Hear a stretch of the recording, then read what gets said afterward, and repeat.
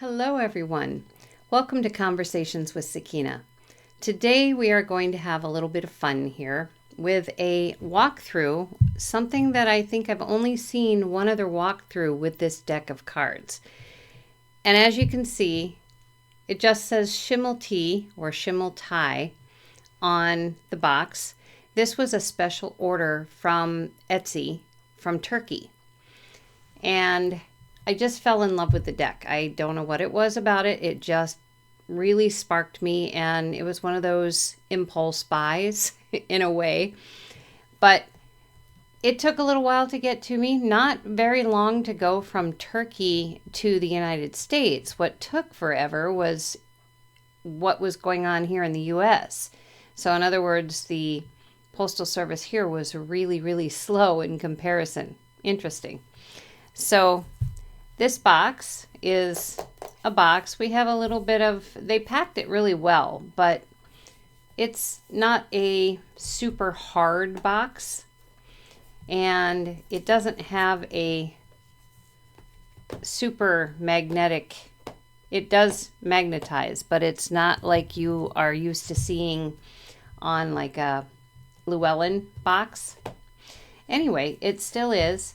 There's nothing on the box at all. And in opening the box,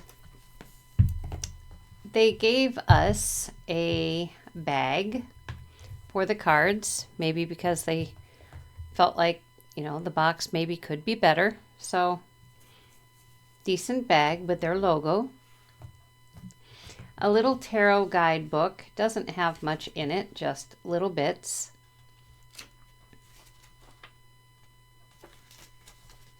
Your typical, all in English.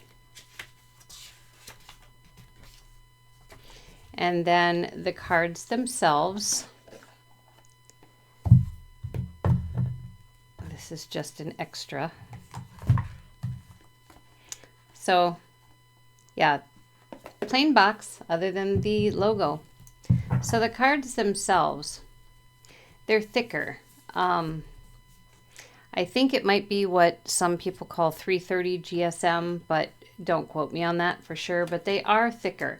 They're not as thick as, if you've ever gotten a deck from Inside Editions, they're not as thick as those. I'd say they're between your typical tarot deck and Inside Editions. All right, so anyway, this is what the back of these cards looks like.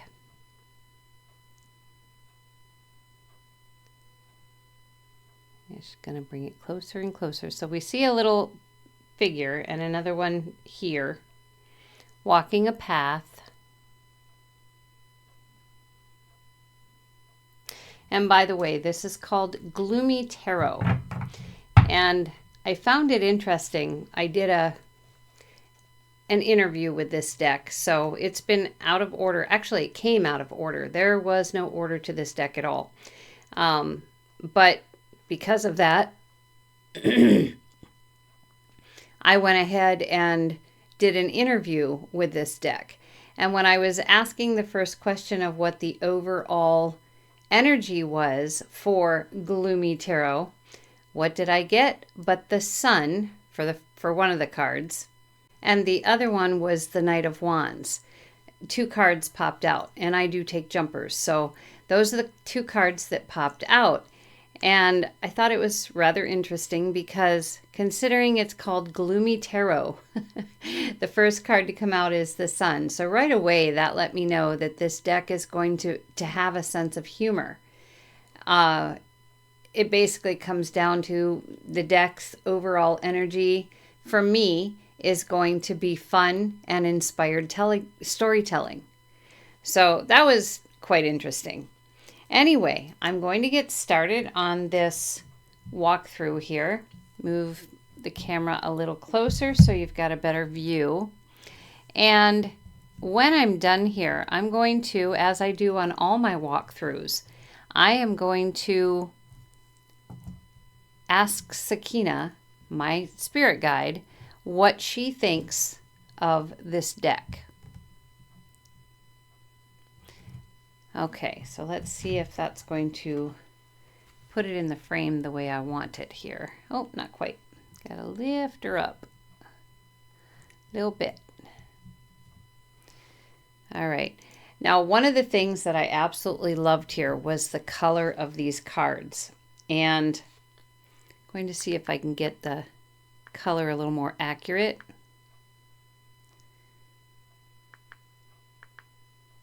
Okay, that's as low as I can go. But this card is darker. Okay, even from what you see on the screen, the card is, these clouds here look very, very stormy. A absolutely phenomenal blue that is so attractive to me. And that's part of what attracted me to this deck, was because it has such a, I don't know, there's something about the blues. Something about, they really depicted the Gloomy Tarot here. So there's the Fool. And I'm not sure if the Fool is with a dog or a cat.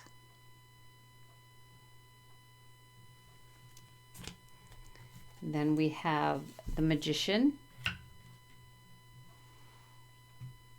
Isn't he amazing?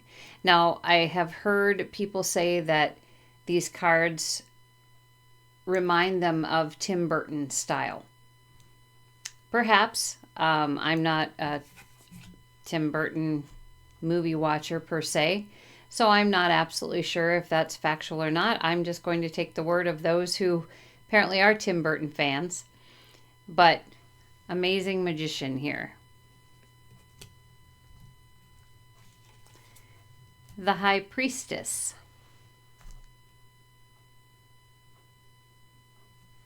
I think this setting for light is going to work really well for these. The Empress.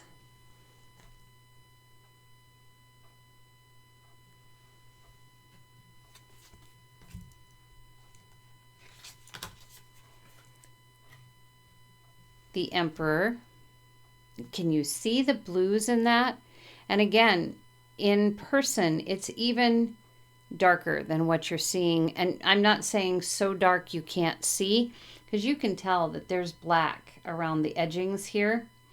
You can tell that. It's just a deeper blue even than what you're seeing on the screen, because we have to have lights or we wouldn't be able to see anything. So there's the Emperor. I love this one. The Hierophant. Now this is a teacher or a mentor that I think a person might actually be a little scared not to listen to. No, anyway, fantastic.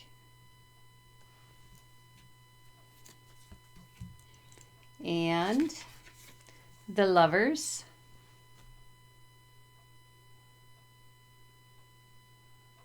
And I keep looking over this way because I want to make sure that you're still in the screen here.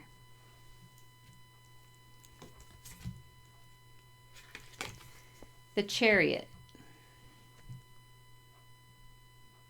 Now there is something about this umbrella, and I'm going to have to go back and look and see what that's about. I do believe I first heard about the umbrella from Lisa Papez, her channel.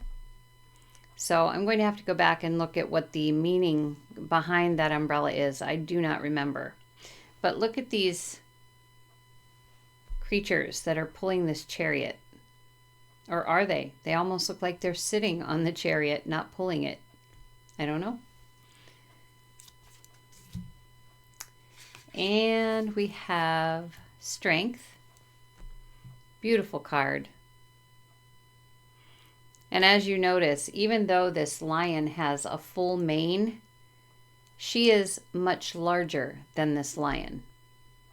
It's almost like she's tamed it, which made it shrink. I don't know. Just kind of gave me that impression. One of my favorite Hermit cards, because I always feel as though the Hermit is very sage, knowing kind of individual. And I know it's a matter of going off into solitude and finding or discovering or sorting through all of the knowledge that you have, at least for me. And with this one, I feel like this particular hermit depicts someone who you could go to see and they would have wise answers. They sage advice, because almost as though they've lived many, many lifetimes. And we have the Wheel of Fortune. Haven't really looked at this one that closely, but very cool. There's a doorway, looks like, but it has a kind of a cage covering over the doorway. Very neat. A lot of people in this one too. If you see down at the bottom, people kind of coming and going. It's obviously got a gear on it so it can go round. Justice.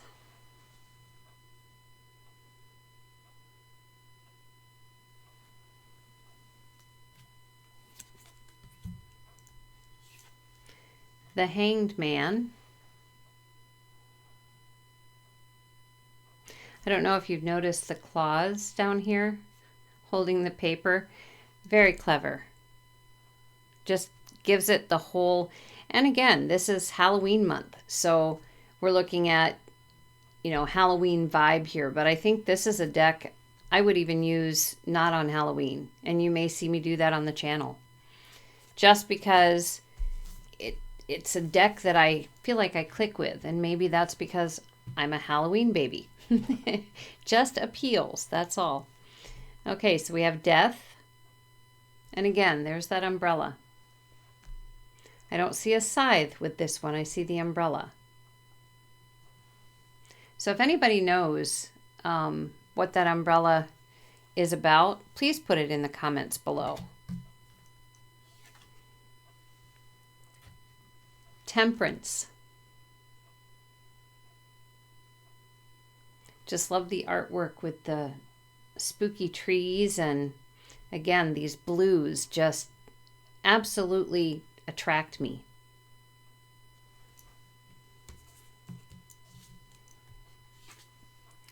The Devil. Gotta say, this one's a little creepy. A little more cartoonish, I think, than many of these beings, but maybe that's because the devil is never to be taken seriously.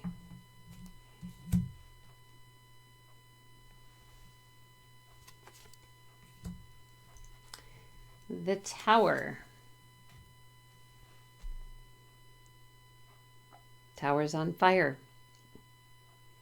Doesn't look like it's falling as yet, but it is definitely on fire.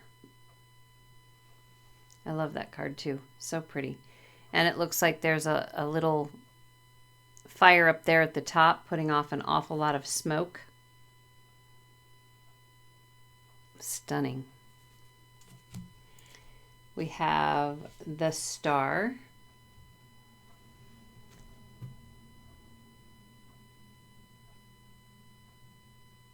And I'm not really sure. This looks like kind of a water balloon in a way. Not really sure what that's about. And unfortunately, this does not come with a book that explains the artwork or anything. But it'll be a deck, again, storytelling, inspired storytelling. The Moon. Now this here almost looks like a chess piece. We still have the wolf and the dog and the full moon.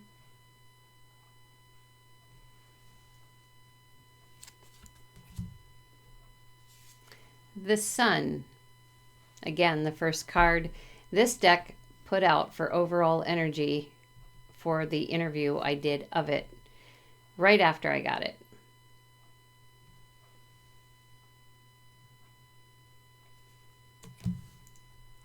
Judgment.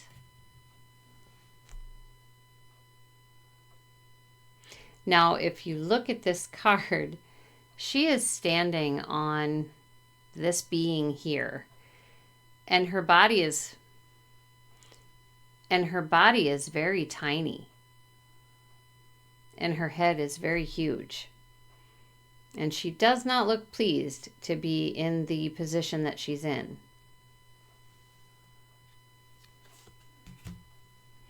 Then we have the World.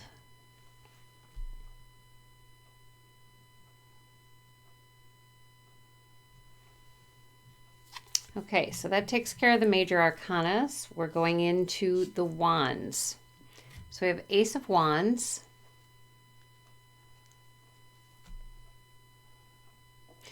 And interesting here with this. Now, normally we would see with an Ace of Wands, fire on the end of this. And it's almost as though this Ace of Wands went poof.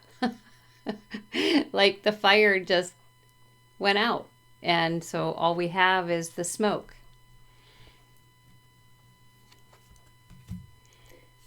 Two of Wands. He's an interesting looking character. Excuse me if you just heard that snore. That is Sammy, my Chihuahua. He's lying here snoozing very hard, actually. Three of Wands. Now, I really like this depiction because it looks like he's come down a long tunnel here, and as though these here are actually a gateway for him to go through. Does he want to go any further? I mean, you can see indications of these same things behind him, but I think this is the tail end and the doorway, the gateway that he can walk through, should he choose.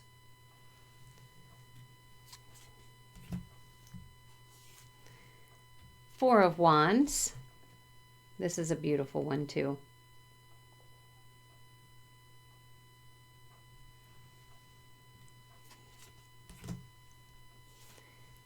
Five of Wands.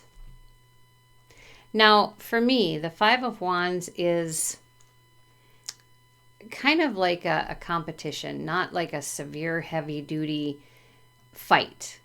And maybe because of the darkness of the card, I feel as though this one is depicting more of a serious conflict than what most decks would.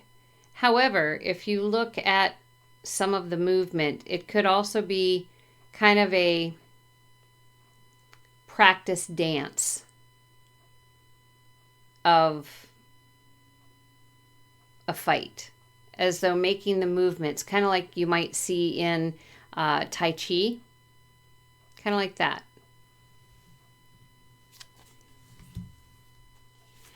And we have the Six of Wands. Obviously the victory card. There's things up and back here that people have thrown into the air. I want to see these people more up close. I guess they do look like people. I thought at first that they were more ghoulish looking, but they are people. Seven of Wands. And this one is interesting too, because it shows in most Seven of Wands, it's the person standing on the higher ground and defending their position. In this Seven of Wands, it is what it is. They are standing firm. That's all there is to it. And it doesn't look as though anybody is actually wielding these wands. They've just walked into them. And I'm going to quick look and see what the tarot guidebook says on this one for the quick 7. Upright. Challenge, competition, defense. Okay, so the artist was depicting something specific with this one. Standing firm is my guess.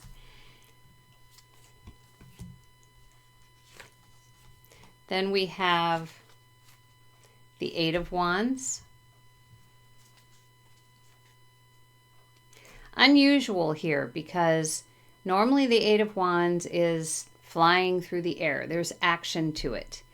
And I don't see action to this. I don't really know what to think. Sorry, I love the card regardless. I know what the Eight of Wands is. So to me, I believe that something will come forth with this card as I use the deck. Nine of Wands. Now here, he kind of obviously he's got wands in the background around him. He's big circles around his eyes. Obviously, he is holding a cane, a type of stick cane. And he looks as though he is a little bit worn out. Yet still well dressed. Ten of Wands. It almost looks like there's stones on the ends of these to make them a little heavier than sticks would normally be.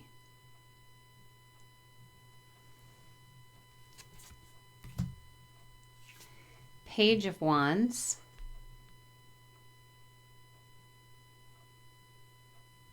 Now this one's interesting too. Pull it up closer. Okay, it is looking over its shoulder towards us and has like these googly eye glasses, it looks like.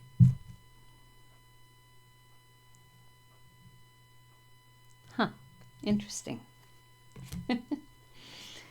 Knight of Wands. They do have these beautiful horses.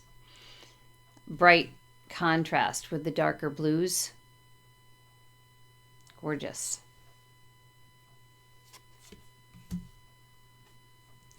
The Queen of Wands. Very regal. Interesting hair. What is in her hair? Anything? See, and I'm pulling it up to the camera and looking at the larger picture on the computer. Okay, I can't quite get it to focus the way I want. There we go. It almost looks like peacock hair, like peacock feathers.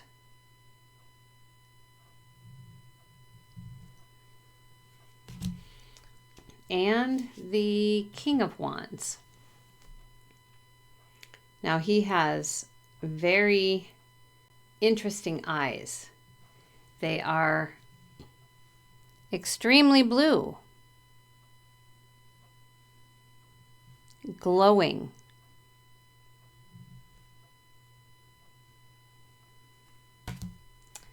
Okay, so we have the Ace of Cups. And again, this one's almost like a puff of smoke.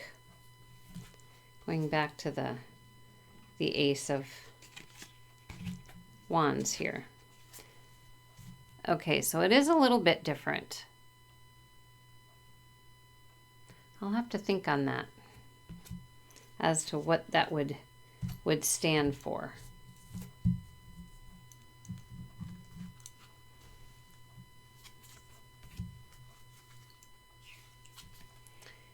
Oops, going the wrong way. Okay, so Two of Cups. Now this one I find interesting too, because if you look, she's got water coming out of her belly, it looks like, and water coming out of her elbow. It's not spilling out of the cup and coming down her arms. It's literally coming out of her body.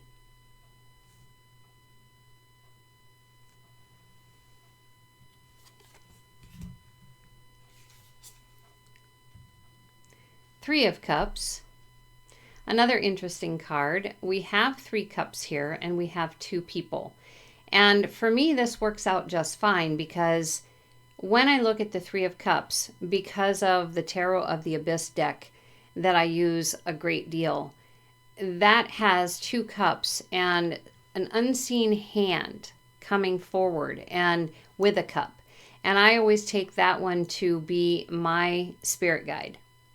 So a 3 of cups for me is not only a celebration amongst friends and that kind of thing that it can be depending on the reading, but for me most of the time it is a cup that shows the connection between your spirit guides, your angels, your higher self.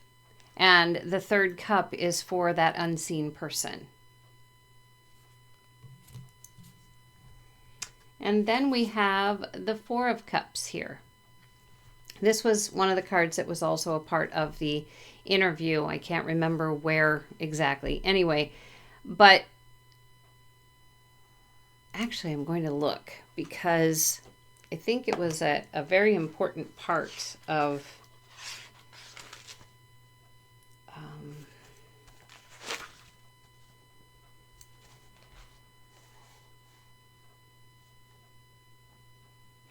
okay, so it was, what am I going to learn from this deck? And this is what I received, was the 4 of Cups.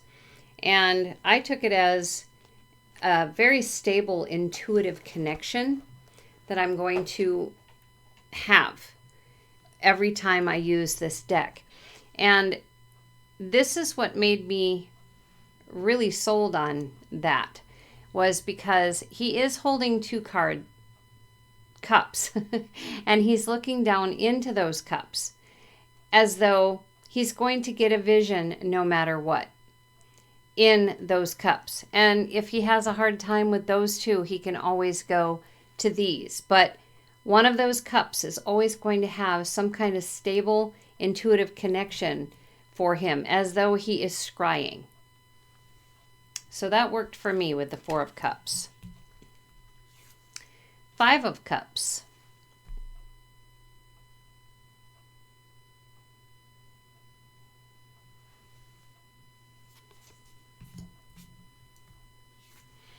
Six of Cups. This is also one of the cards that sold me on this deck. Just absolutely love this picture.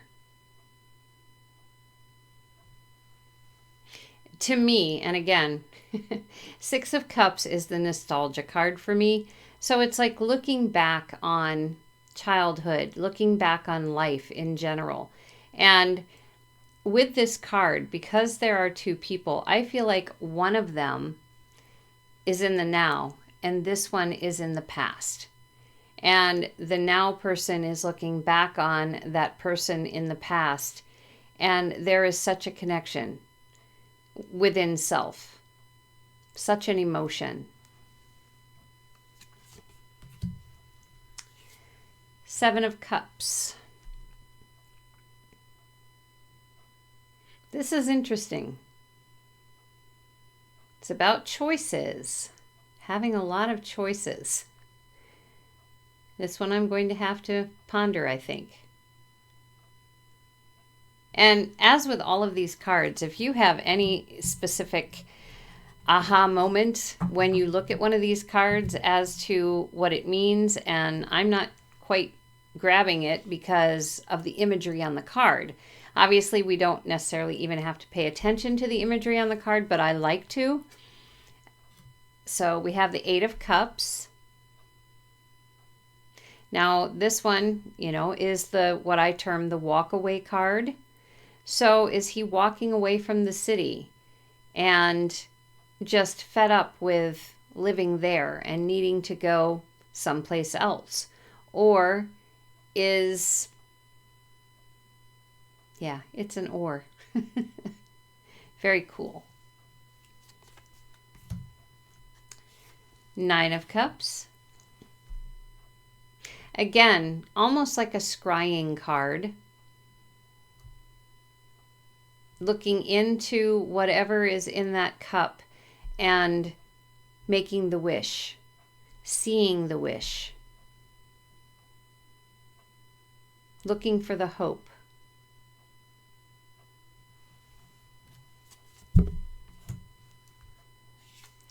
Ten of Cups. Okay, so there's stacking cups in this one, and it is a family situation. And there's a cup for each one, plus. Love it. So love it. Page of Cups.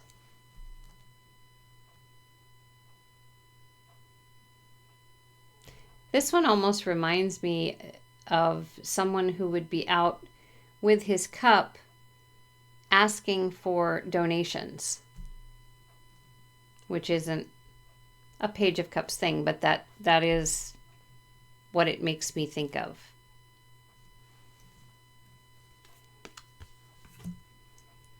Knight of Cups.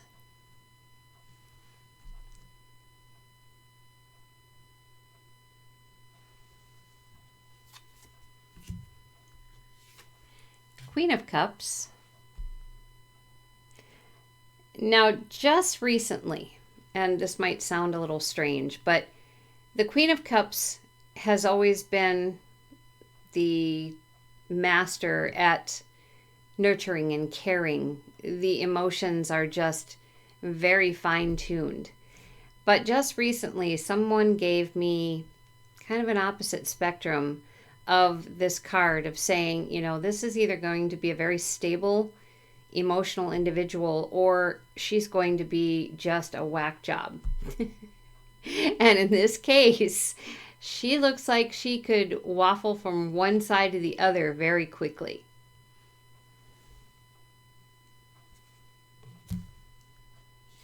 And the King of Cups. Now this would be just what I expect from the King of Cups. Someone who absolutely loves to have fun and just loves everyone, loves to have fun, and would welcome everyone with wine and food. And he just is a very caring individual and wants to make sure that everyone in his kingdom is happy as can be. But I think with this card, he is king and he likes that, but he likes to wear other hats too. Meaning maybe going out and not allowing anyone to know he's king so he can have a good time. And we have the Ace of Swords.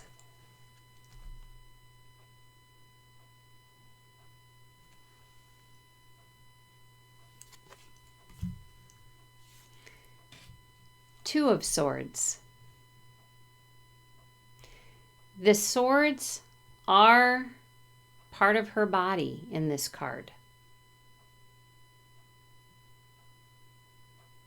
And I can't really tell what she's standing on. Might be a box. I'm not sure. But look at those eyes. The eyes are not blue. The eyes is that brown? Looks brown to me. Or red. Either brown or red. But yeah, her arms are the swords, or her hands are the swords. Three of Swords. Now this is an interesting Three of Swords. We can see all three of them, and we can see the skulls within. Just a very unique artistic rendition. Four of Swords. I really liked this one too, and I know that there are those who put this also down as a death card, which again, I just learned recently. Thought that was very interesting, and I can see with the Rider-Waite deck how that could come across as the death card. I just really like how this one is depicted. Not exactly sure why, but I just really like it. Five of Swords. Now this one to me is, I think, the real battle card. But it's more of a battle with self, a battle with thinking, a battle with your beliefs, a battle with ideas, and a battle with communication, all kinds of battle. And it's almost like this individual went into, I don't know if this is a graveyard or what this is for sure, but went in perhaps to practice on those that are deceased, talking to them, perhaps to come out into the world and be able to communicate and share better. Then we have the Six of Swords. Now this Six of Swords has more individuals in the boat than usual. Meaning is still obviously the same, but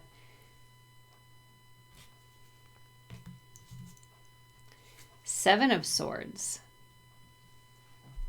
I always wonder how this card is going to be depicted, because I know many will do the thief, that this card, means that someone is a thief or not trustworthy. And for me, the way that I learned tarot anyway is that this card is a card that doesn't offer the clarity that you hope to have. You are not seeing the whole picture here. This person is holding a knife, a rather large, sword, rather large sword. And, right away you assume that they're going to do you harm. They're also carrying a bunch of smaller knives. Does that mean they're going to do you even more harm? Or are they stealing these, as the Rider-Waite deck offers up? Are they stealing these because they want them, or are they stealing them because they want to sharpen them and bring them back? Are they stealing them because they don't want you actually fighting and maybe getting hurt? There could be many reasons that this person has these swords. So this card to me is one of communication, finding out a little bit more about the big picture of what's going on, rather than just assuming this person is doing something specific. Eight of Swords. I really liked this one too.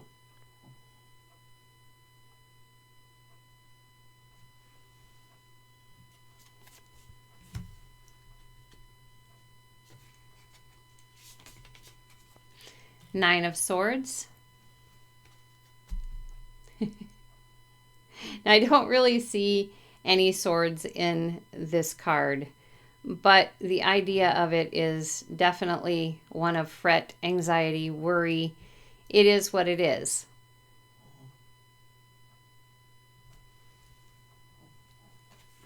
Fear. Ten of Swords. I like this one too, because, we still have, looks like some swords up here, but it looks like this person has five of the swords, either four or five of the swords in them right now, and they still have the ability to pull them out. Even though more is coming, they have the ability to pull them out. So they're not done. They're definitely not done. And in a lot of decks, it does depict a very bloody scene. I like this. He still has some power. Page of Swords. Wow. He's an intimidating looking little guy. Would you like to get a message from him? Knight of Swords.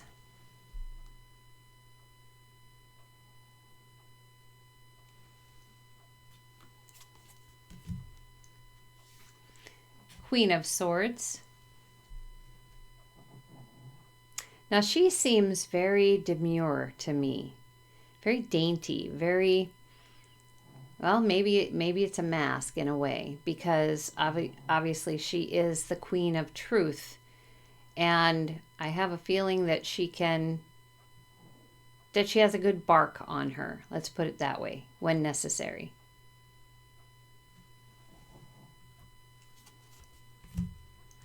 And the King of Swords. Now that is interesting too. I'm not sure what this is. It almost looks like a pickaxe versus a sword, but this is one of those decks that probably could use a little booklet that says what the artist was thinking when they put these together. Then we have the Ace of Coins or Ace of Pentacles.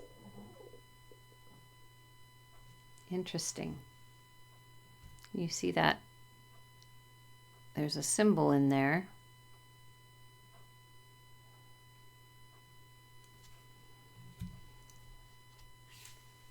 Two of Pentacles.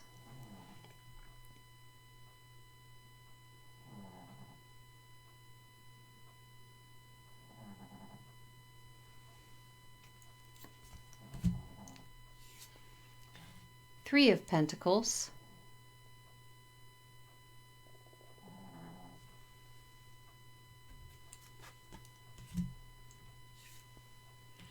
Four of Pentacles. I like this card too. Something about it that's just very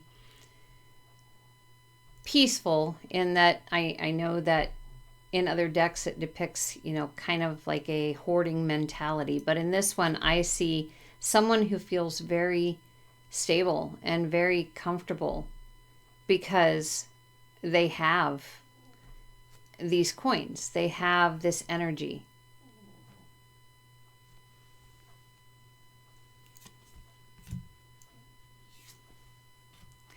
Five of Coins or Five of Pentacles.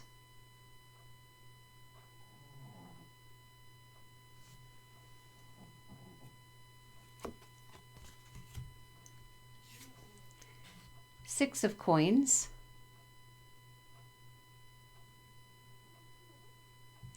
Now, let me look a little closer at the hands here, if I can get it to focus. Okay, it almost looks like they're doing the, it would be like I'm trying to do this on, like this to each other. Like they did this. Like they struck a bargain of some sort. And that's kind of the handshake for that bargain.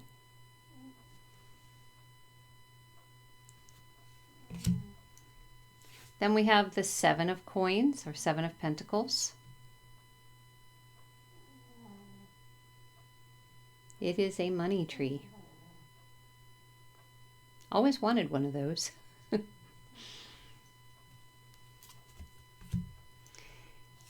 I think probably my favorite card in the deck is the Eight of Pentacles or Eight of Coins. And this little guy has crushed, I'm assuming all of these coins were like round balls. This is what I'm picturing in my head. They were all round balls. And he's used this little hammer and he has beat them all down flat. And he's very, very pleased with himself. I just think it's the cutest card.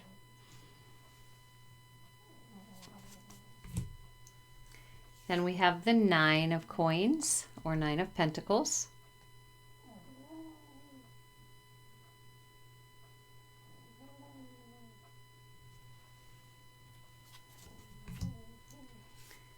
Ten of Coins. Very good depiction, I think, of the legacy card. This is what I think of with the Ten of Pentacles. It's the legacy card. It's what you're leaving and what your ancestors left for you and what you're leaving for those, your children, and so on and so forth. With all the coins there, most people would like to leave riches if at all possible. But there's more to it, obviously.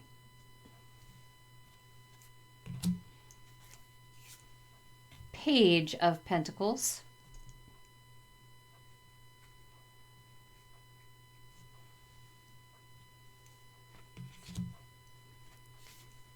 Knight of Pentacles or Coins.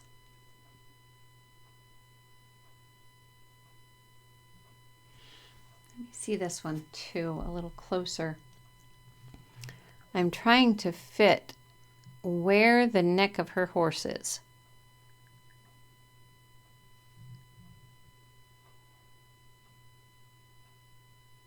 It's almost as though the head is separated from the body, but I can't tell for sure. Not at all important to the card itself, but I was just looking. Okay, Queen of Pentacles. Nice.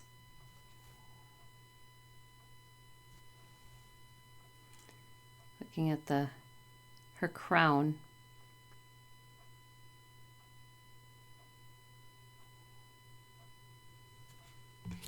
And the King of Pentacles.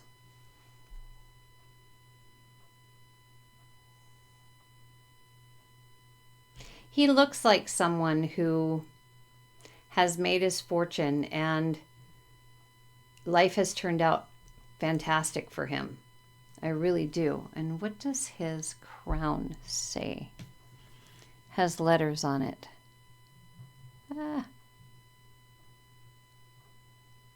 think there's a Y at the start and a Y at the end. Yeah, it's hard to say. If you can see that better than I can, let me know in the comments what you think his crown says. All right, so I'm going to show you here by backing up the camera a bit.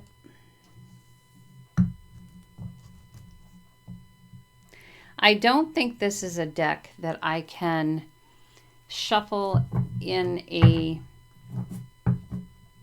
the normal way.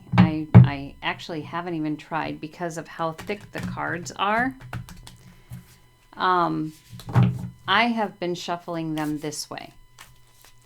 And I feel like that is probably for me the only way that I will be able to shuffle these cards without, number one, damaging them. Like I said, they're thicker and they don't have a lot of bend, I don't think. Well, they have some, but again, I'm always worried that I'm going to bend one of my cards. So I'm very careful at how I shuffle. Llewellyn cards are very easy to do the bridge. So I don't have any problem with those, but cards like these, I just am okay to shuffle them like this. So I am going to go off camera for a minute and get these shuffled up really well. And I'll be back to have Sakeina throw out the cards she wants to share to let us know what she thinks of this deck. Be right back.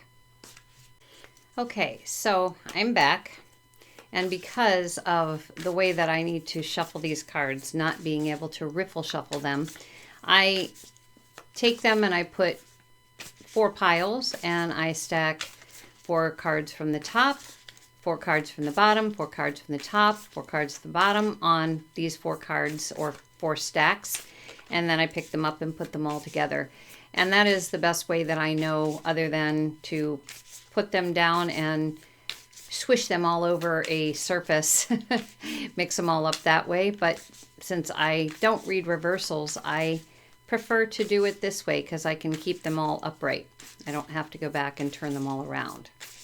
All right, so Sakeina, could you please pop out a card or two to let us know what you think of this deck? So if it takes her a little bit of time to pop out a card, I will fast forward in this video so you don't have to see this painful way I am shuffling, because I'm kind of trying to be in front of my camera and there's not a lot of room there. So can you pop out a couple of cards here, Sakeina, to let us know what you think of this deck? There goes one. We have the 5 of Cups.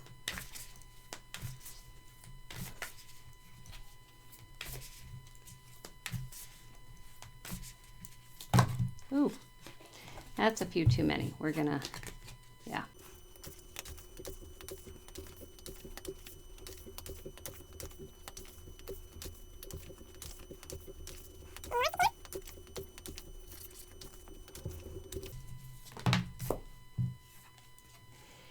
And the 8 of Cups.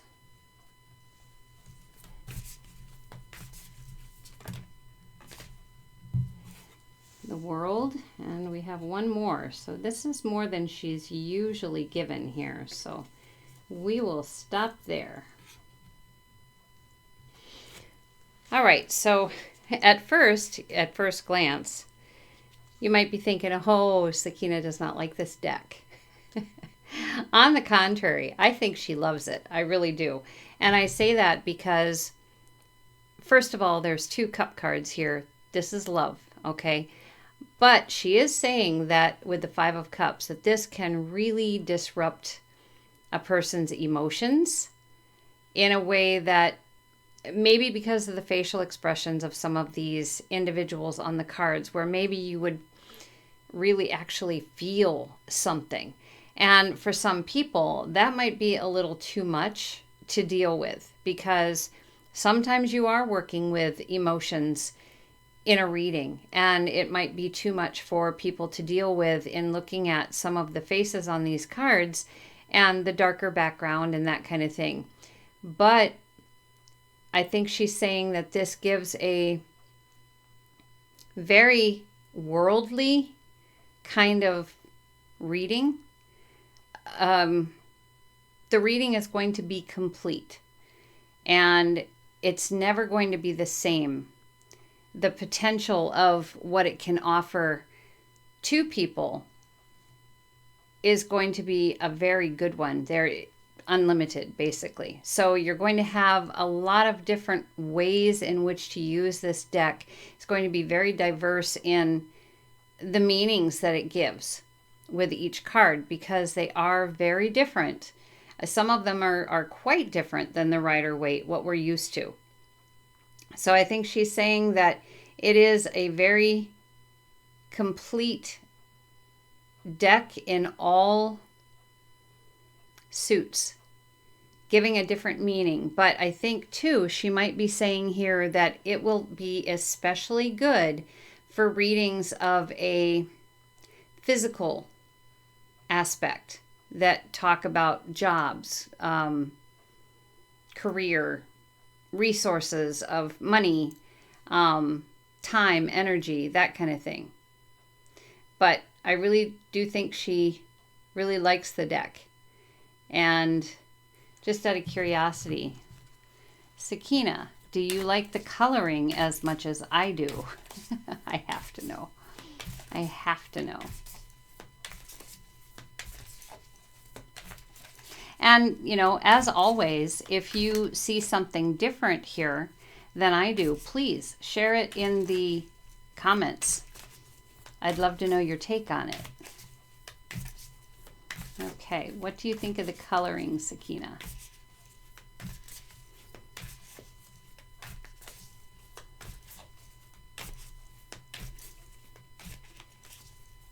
I know she's probably trying to choose exactly the right card to share on this one. Oh, there it was. 7 of Coins. Okay, took me a second, but I think she's saying here, in looking at the image here, is that the maker of this picked just the right coloring to make it just right and be very much worth the time and energy to use. And I say that because if you look at him, he looks as though he is trying to decide which one of these coins he really wants. So that's where that came from. Anyway, I do hope you've enjoyed this walkthrough of the Gloomy Tarot, and I will put a link in the description box below for the Etsy shop that I purchased it from. And it is unique. It is definitely unique. And again, it's going to be a deck I think I'm going to use quite a bit. Just because, I don't know, the vibe to me is very pleasurable through the coloring and just the images. A lot of the images are pretty amazing. So that's what I have for today. Again, hope you enjoyed it. Until next time, take care.